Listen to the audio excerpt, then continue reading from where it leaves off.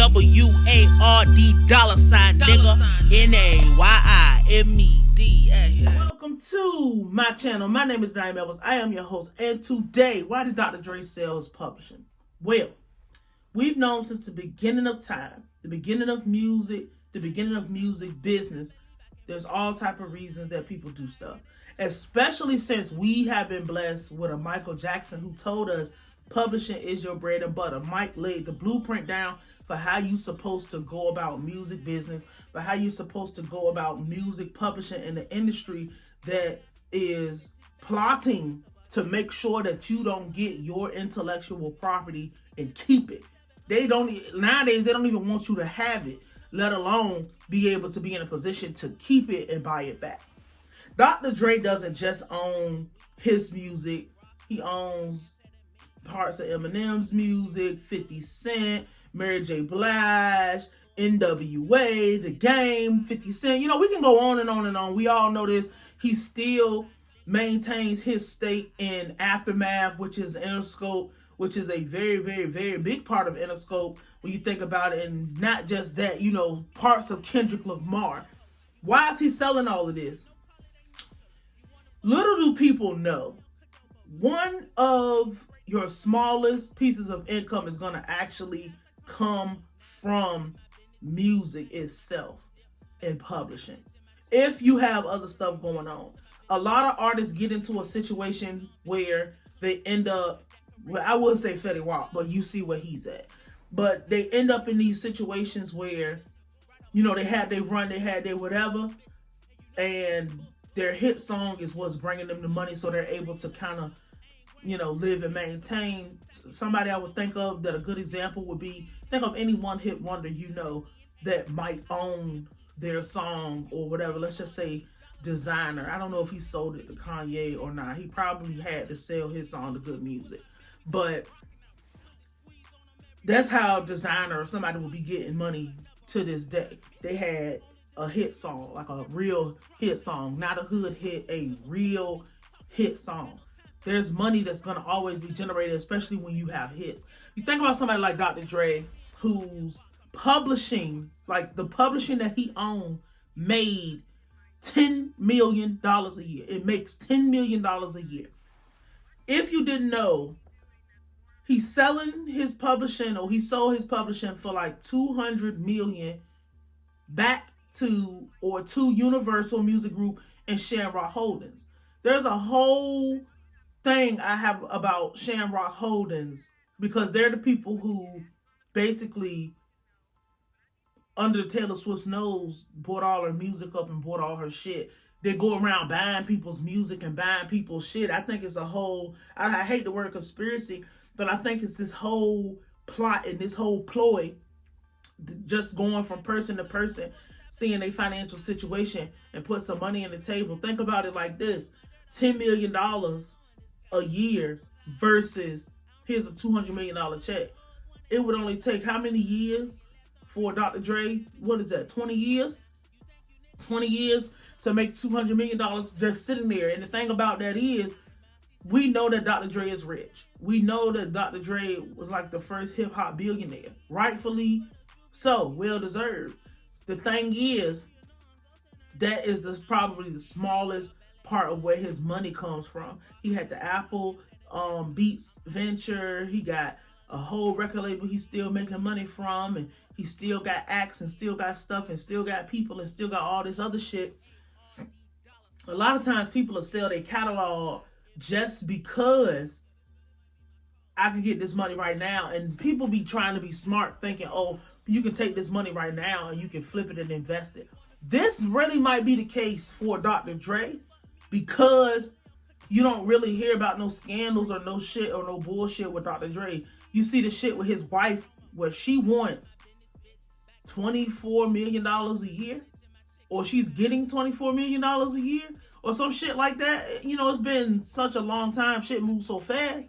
But it's like, a motherfucker could probably say, oh, if I could sell this little bit of bullshit, you know, I can just pay that up for what, 10 years or whatever, and be fucking done with that. You know what I'm saying? These is like, you gotta think about the family situation that he got going on over there. I don't know too much about his personal life because he don't put that out there. But look at what's going on over there. Wife gone, kids is out here talking crazy, running amok.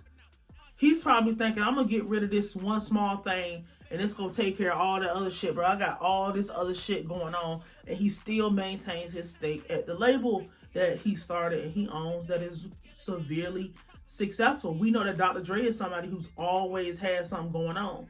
This actually might be okay for him. If you somebody else, like when Future did it or Justin Bieber doing it, nah, you might not want to do that, because these people, Dr. Dre is known for doing good business. Dr. Dre is known for doing good ventures.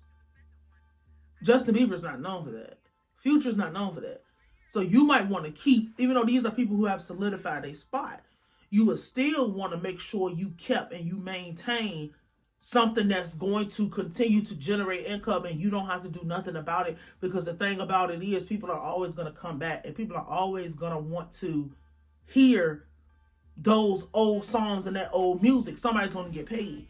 Shamrock Holdings, just because we're at the end, Shamrock Holdings is a funny situation, because I was reading a contract and I was reading what's it called? It's like I was reading a document from the record label, and the record label, it was on like page 100 and something or whatever. It's like 300-400 pages of some type of report. Not like no bullshit like, oh my God, somebody typed the paper. Like an actual report about their income and what they do and who's at the label and shit.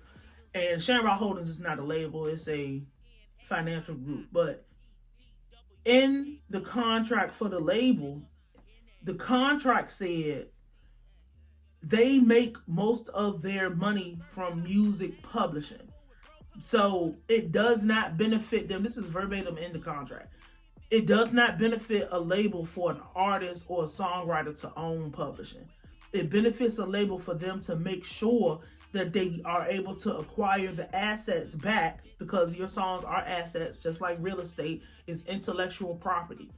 So it doesn't benefit a label for anybody to own their publishing. And in the report, in the contract, it says they will wait and work as long as it takes to earn or purchase or get those assets back, because that's how the label runs and that's how the label continues to maintain their revenue. They don't make as a lot of money like we think they make. They make money, but like everybody's working together. This is a machine. Everybody's working together to make sure that somehow, some way, whoever is the owner of this label, whoever's the owner of the situation, whoever is the owner of these groups, and I'm saying these groups like the financial group, the whatever people are working at these labels and have interest in these labels, their sole goal is to maintain relevancy and make sure that they're able to buy shit back. This is why Dr. Dre sold his publishing back, because some people walked through the door offering a deal, offering a situation, and it would take me 20 years to make that money off of this. I could take that money now and do something else with it. I could take that money now and put it somewhere else. I could take that money now and start my next venture, because everything Dr. Dre does is successful. We'll be on the dark side of songwriting tonight or in the morning. That's why I usually do my shit in the morning. So my name is Nayim Edwards. Thank you. AYIMEDWARD $, nigga. NAYIMED.